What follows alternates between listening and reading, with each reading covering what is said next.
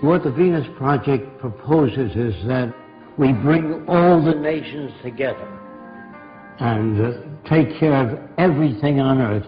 We pledge allegiance to the environment and all the world's people.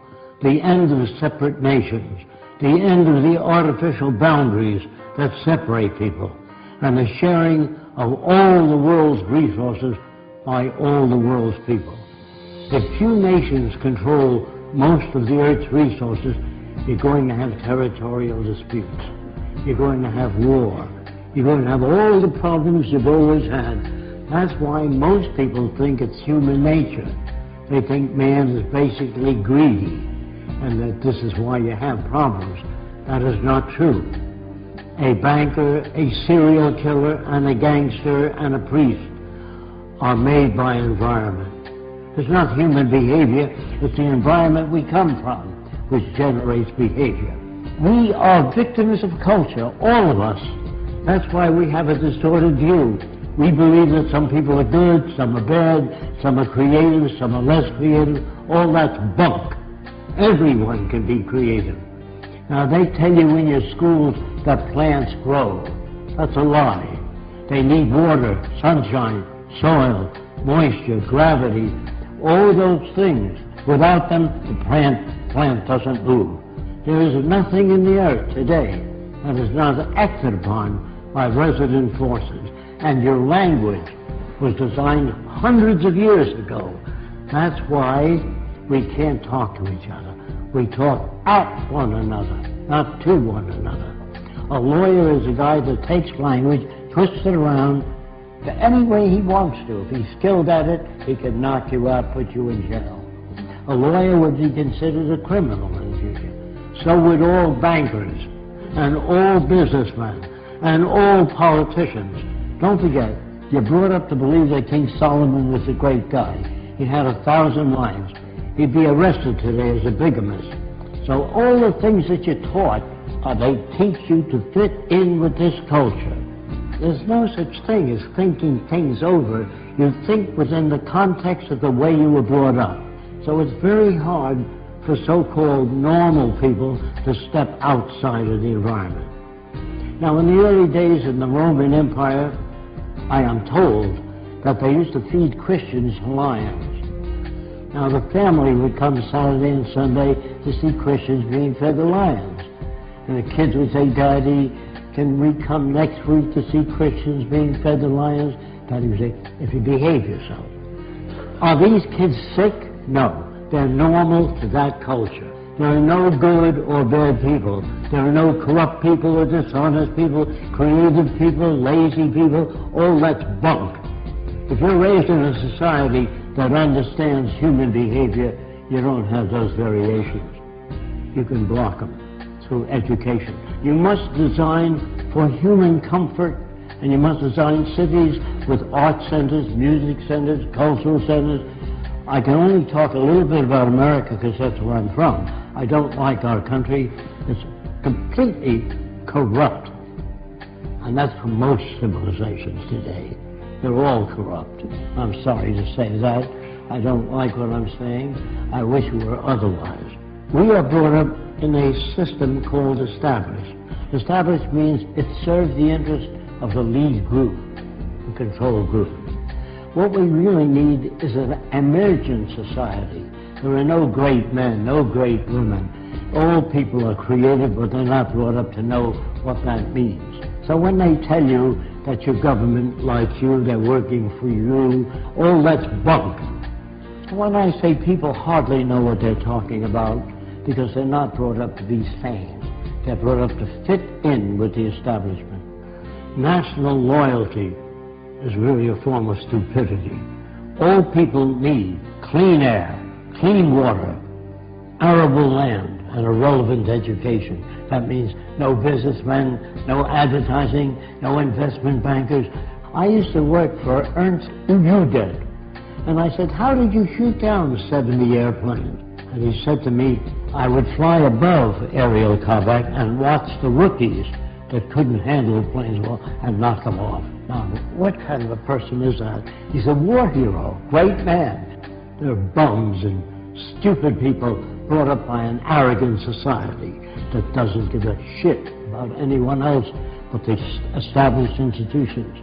Man, this includes me, cannot think or reason. When your car veers to the right, you don't kick it and beat it up. Either your tire pressure's uneven or something's wrong with the steering column. You try to understand.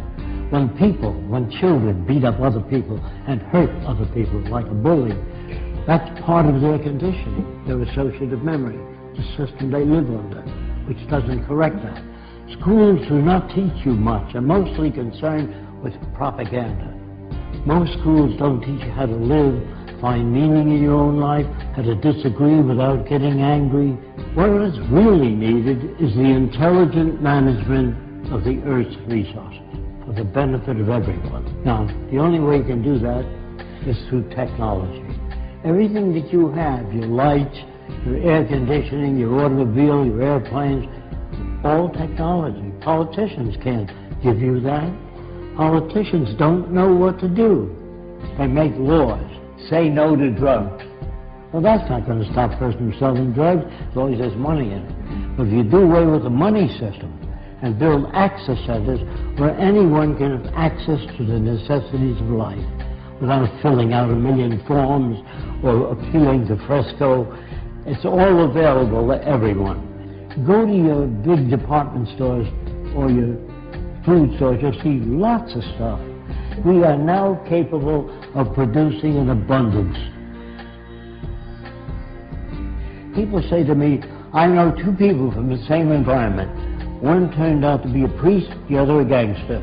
If environment is everything, how do you get those differences? You get those differences by playing with the youngest child, 4 years old, while the 7-year-old says, that's where jealousy comes from. It comes from poor manipulation of the variables. If you grade children in school, you hurt the other kids. I got an A, what did you get? F, failure. You know, all of us, by the way, are prostitutes in this system. If you sing and you sell toothpaste, you're a prostitute. If you get up and you say, I got just the house you're looking for, you're a prostitute for the establishment. So there's no good or bad people now. We're perfect reflections of the culture we live in. Again, I'm sorry about that.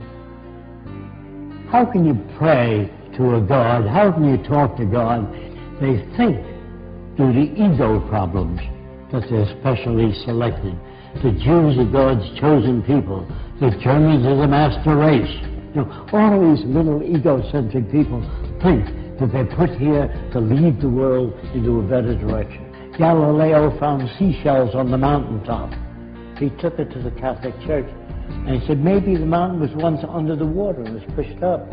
And the church said, no, the devil put that stuff there to confuse you.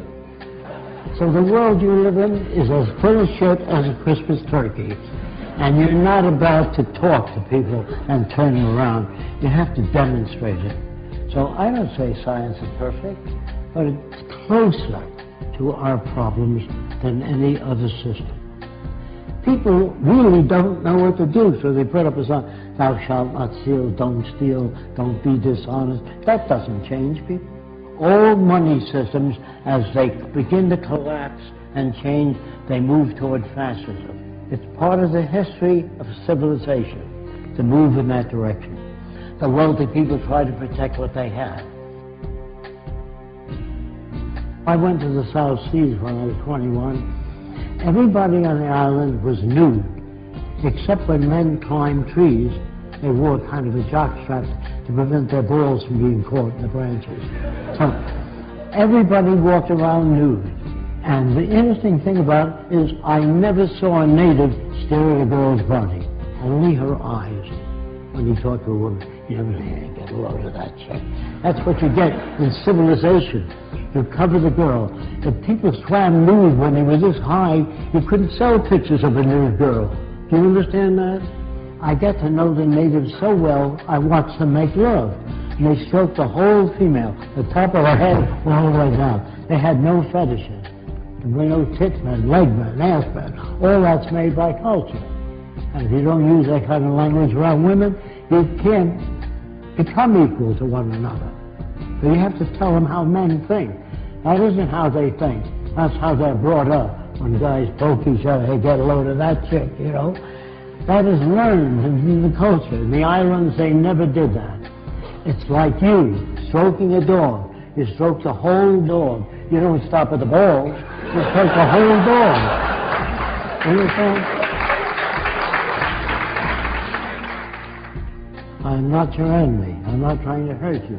I'm trying to tell you that if we use science and technology, everyone will be given the best opportunity so that we can bring out the best in every human being.